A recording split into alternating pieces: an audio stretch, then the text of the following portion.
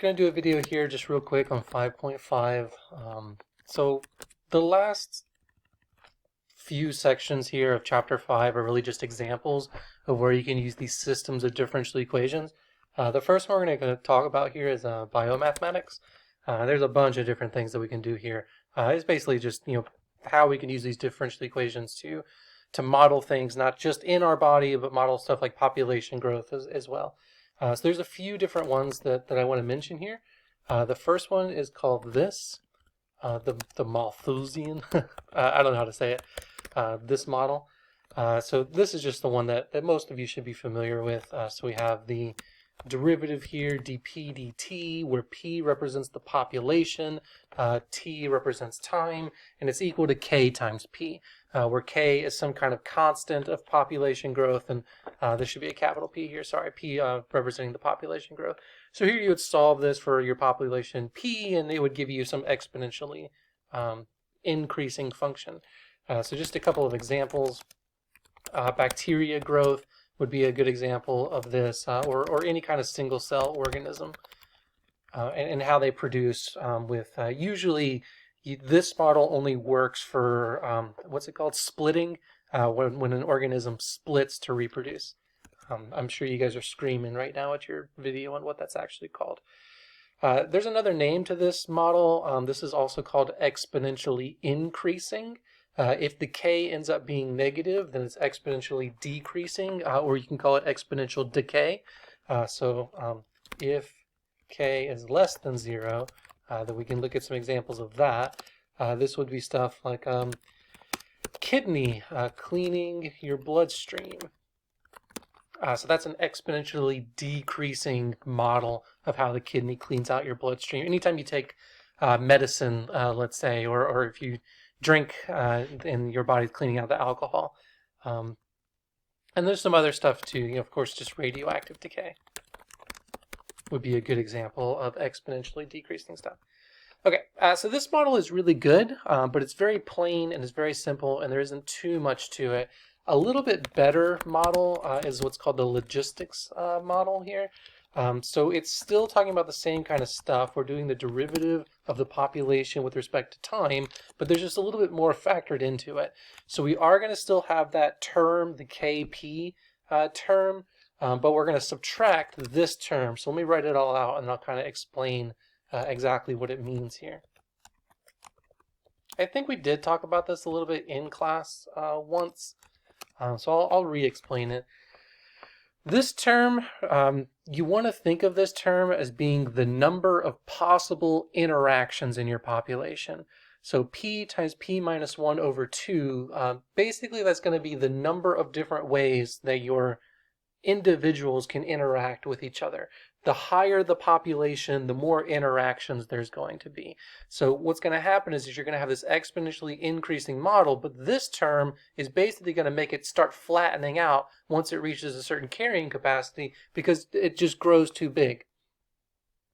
Okay, so some good examples of this one. It's still population models, but a little bit more complicated.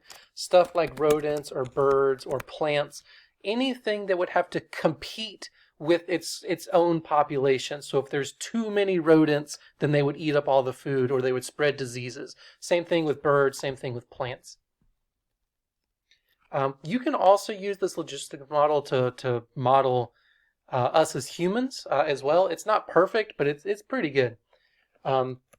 So to make this even better is instead of just looking at a single population, we can look at multiple populations and the interaction between the two of them. So this is called the Volterm-Lodka model. And this is a system of equations now. So we're going to have two different animals, let's say, x1. x1 prime is equal to a, x1 minus b, x1, x2. So x2 is going to represent the other population or the other animal. And then the other equation for the system here, x2 prime is equal to negative c, x2 plus d, x1, x2.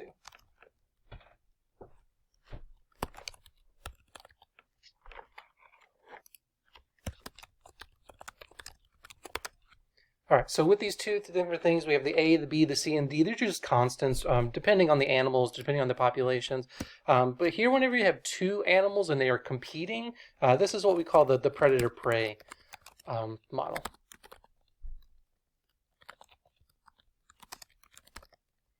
So the predator in this case would be X2, and the prey would be X1, and it would model the relationship between the two.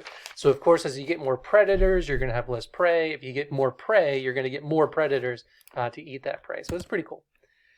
I do want to do a quick example of this Volterm-Lotka model just real quick, just to kind of solve it and show you exactly what the solutions would look like based on those phase planes from before. So instead of recopying these equations down here, what I'm going to do is I'm going to do some pretty clever factorization. For my first equation here, I'm going to factor out a negative b x1. So that's going to be x1 prime, still on the left-hand side, is going to be equal to the negative b x1 x2 minus a over b.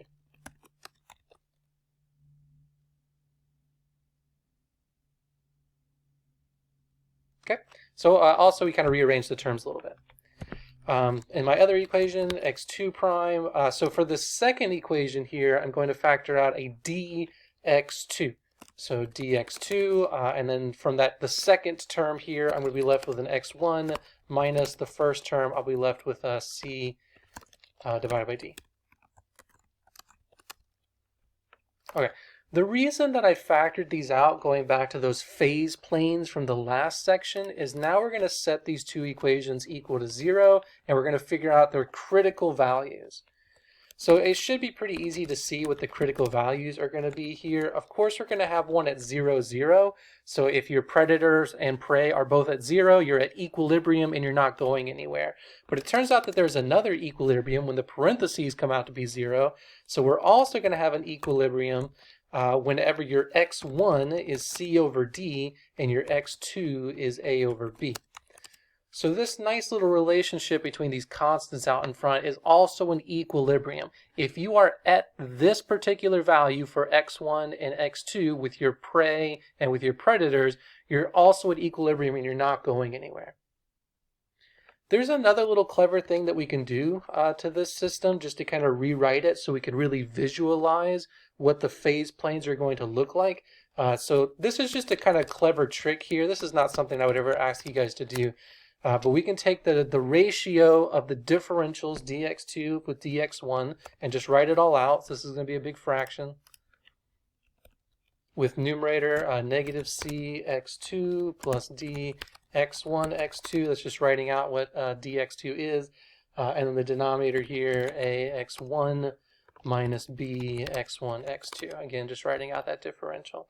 What we can do here is we can factor out an x2 from the top and an x1 from the bottom.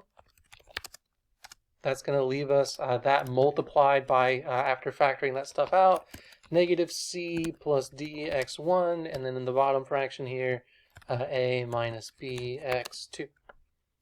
Okay, so just looking at this system based on my equilibrium value here, if I were to plug this in and kind of play around with it a little bit, and then going back to the last section, this suggests that the trajectories are going to be closed. And they're going to be closed with that equilibrium point up top there, c over d, and then a over b as the center of these closed values. Okay, so again, that's the Volterm-Lotka model here with predators and prey. It's just an example of these systems of differential equations and how we could use them. Another example, and this is actually very, I don't want to say cool, that's probably not the right word with everything going on, is the SIR model. And I'm almost certain that I brought this up in class before. The SIR is also called the epidemic model. So just to kind of write out some of this stuff, especially pertaining to what our life is like right now, capital S represents the number of susceptible people. So this is the number of people that could get sick with the disease. I is going to be the number of infected people. This is the number of people that have the disease at time t. R is going to be the number of recovered. And remember, recovered doesn't necessarily mean that they got better. It just means that they don't have the disease anymore. So either they recovered or they died. A lot of the times when we're doing this model, we don't actually use these values. We use proportions instead. So if you ever see a little s of t, this represents the proportion s divided by the population size. So in other words, we're just treating it as if it was a proportion or a fraction. Same thing, little I of t would be capital I, the number of infected divided by the total population. And then little r of t would be the recovered divided by the total population. This is usually how we think about these, as these fractions or proportions. So there is an assumption that we have to make here. So the assumption is that an infected person encounters another person that is not infected, a susceptible person, per unit time. Okay. If we make that assumption, then there's a couple of different equations that we could write out. So the proportion of susceptible people's derivatives, this is the change in the number of people that are susceptible. Well, the only thing that can happen to somebody that is susceptible to the disease is if they get the disease. So that's going to be the relationship of the number of people that are susceptible. This A value, this represents that proportion. So it's this thing, encounters A. I should have been more specific here, sorry. This is a constant value A. It doesn't mean 1, it means this number of persons per unit time. So we're assuming that this infection, one infected person encounters this number of people per unit time. All right, so just finishing out the equation here, the change in susceptible proportion is the proportion of people that are susceptible times the number of people that one person encounters times the actual number of infected people, capital. Sorry, not capital I, lowercase I. Okay. The next equation here is going to be the infected equation. So then the change in infected is going to be, there's two terms here. So it's going to be SAI again, right? So these two have to cancel each other out. If somebody changes from susceptible to infected, whatever I take away from the susceptible, I have to add to the infected proportion. But there's going to be a little bit more to it because people can also recover. So I'm going to subtract, and then there's going to be this term here, just KI, where K represents the proportion of people that either recover or die, however you want to think of it. The last equation is going to be the recovered thing here, and I hope you can see that the only possible way that somebody can recover is that KI term from before. So we're just taking these three different differential equations and then we're solving it. There is one more equation that we have with this, and that's this equation. If you take the change in susceptible plus the change in infected plus the change in recovered, it has to all cancel out to be 0 because you can only be one of these three things. So technically there's 4 equations here in this system that you're solving. So I'm not going to go too in depth with an example because I think the book does a pretty good job with the example. So I'm just going to pull that up. So this is on page 278. This is a real life example that happened. It's called the Hong Kong flu. This happened back in the 1960s in New York. So here you can see the deaths due to that flu in this 13-week time span. If you want to compare that to the coronavirus flu that we're dealing with now, we're about here, right? So you can see that we have a pretty big spike to come in the next few weeks. Okay, anyway, so I just want to get to the actual graph here. And I've shown you graphs like this before. Let me blow these up a little bit. So this first graph, all they're doing is they're changing the recovery rate. And they're changing this value A, which is the number of people that one person can infect. So here you can see that they keep the recovery rate at 1.4, but then they keep making this A value bigger and bigger. So if the A value is only 2, then what happens is the susceptible people stays pretty much the same at 100%, but then it slowly declines a little bit. And because the recovery rate is so fast, basically, as people are getting sick, they are recovering at the same rate, so the number of infected people stays very, very, very low. Okay. For the second one, they make the infection rate a little bit bigger at 3.5. So here you can see it's the very similar kind of pattern, but we have a bigger spike here of infected people. And then you have pretty much what we're dealing with now with this coronavirus nonsense, with a really, really high susceptible rate. So what happens is that we have this huge spike in infected, and then it kind of filters out after that. So I thought this was pretty neat because it's pertaining to what we're talking about now. There is one last example that I want to show you guys here of biomathematics, and this is tumor growth. So it turns out that you can model tumor growths with these things as well. I don't know anything about this. I've never seen this before, but I'm just kind of copying this from the book. Hopefully you guys know what this stuff means. So there's two different variables here. There's P, which stands for proliferates. I'm guessing that means grows. I don't really know. And then there's Q, which stands for this. However you say that. I hope that means decline. I really have no idea. But from that, we have these two different equations. So the change in proliferates is going to be some constant times that, minus R in P for whatever that means. I know the N means the number of tumor cells. C just would be the constant rate of growth. R would be the constant rate of decline. And then Q prime would be equal to just that R in P term.